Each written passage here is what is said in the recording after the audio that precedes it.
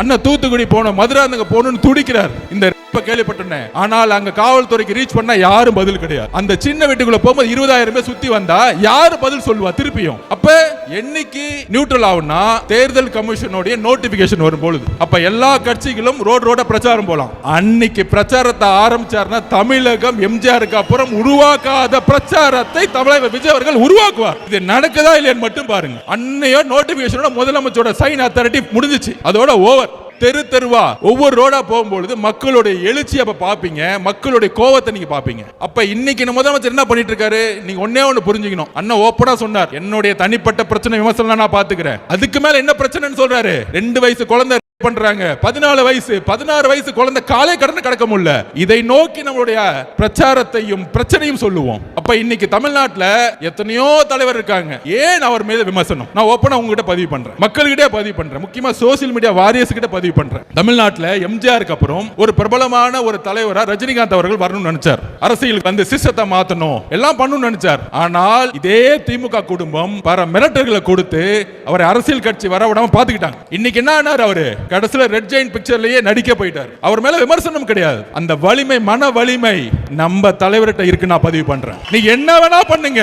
என் மக்களை கொன்ன, வீட்டை விட்டு வெளியே வந்துட்டேன், என்ன தனிப்பட்ட முறையில் விமர்சனம் பண்ற, அதுக்கெல்லாம் நான் பதில் கொடுக்கல. என்ன திட்டிட்டே இருக்கும் பொழுது மகளிர் தினத்தன்னைக்கு 12 ப்ராமிஸ் கொடுத்து என்னுடைய பெண்களுக்கு என்ன பண்ணணும்னு சொன்னவர் எங்க தலைவர். அண்ணா தூத்துக்குடி போனோம், மதுராந்தகம் போகணும்னு துடிக்கிறார். இந்த கேள்விப்பட்டேன். ஆனால் அங்க காவல்துறைக்கு ரீச் பண்ணா யாரும் பதில் கிடையாது. அந்த சின்ன வீட்டுக்குள்ள போகும்போது 20,000 பேர் சுத்தி வந்தா யாரு பதில் சொல்லுவா திருப்பியும்? அப்ப என்னைக்கு நியூட்ரல் ஆகும்னா தேர்தல் கமிஷனுடைய நோட்டிபிகேஷன் வரும் பொழுது அப்ப எல்லா கட்சிகளும் ரோட பிரச்சாரம் போலாம். அன்னைக்கு பிரச்சாரத்தை ஆரம்பிச்சார்னா தமிழகம் எம்ஜிஆருக்கு அப்புறம் உருவாக்காத பிரச்சாரத்தை தமிழக விஜய் அவர்கள் உருவாக்குவார். இது நடக்குதா இல்லையான்னு மட்டும் பாருங்க. அன்னையோ நோட்டிபிகேஷனோட முதலமைச்சரோட சைன் அத்தாரிட்டி முடிஞ்சிச்சு, அதோட ஓவர். தெரு தெருவா ஒவ்வொரு ரோடா போகும்போது மக்களுடைய எழுச்சி அப்ப பாப்பீங்க, மக்களுடைய கோவத்தை நீங்க பாப்பீங்க. அப்ப இன்னைக்கு முதலமைச்சர் என்ன பண்ணிட்டு இருக்காரு? நீங்க ஒன்னே ஒன்னு புரிஞ்சுக்கணும். அண்ணா ஓப்பனா சொன்னார், என்னுடைய தனிப்பட்ட பிரச்சனை விமர்சனம் நான் பாத்துக்கிறேன். அதுக்கு மேல என்ன பிரச்சனைன்னு சொல்றாரு. 2 வயசு குழந்தை பண்றாங்க, 14 வயசு 16 வயசு குழந்தை காலை கடந்து கடக்க முடியல.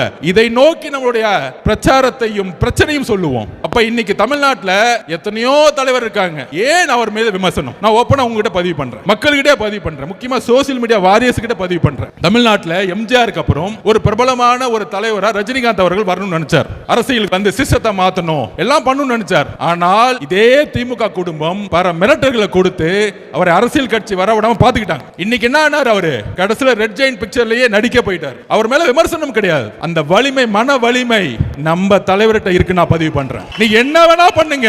என் மக்களை கொன்ன, வீட்டை விட்டு வெளியே வந்துட்டேன், என்ன தனிப்பட்ட முறையில் விமர்சனம் பண்ற, அதுக்கெல்லாம் நான் பதில் கொடுக்கல. என்ன திட்டிட்டே இருக்கும் பொழுது மகளிர் தினத்தன்னைக்கு 12 ப்ராமிஸ் கொடுத்து என்னுடைய பெண்களுக்கு என்ன பண்ணணும்னு சொன்னவர் எங்க தலைவர்.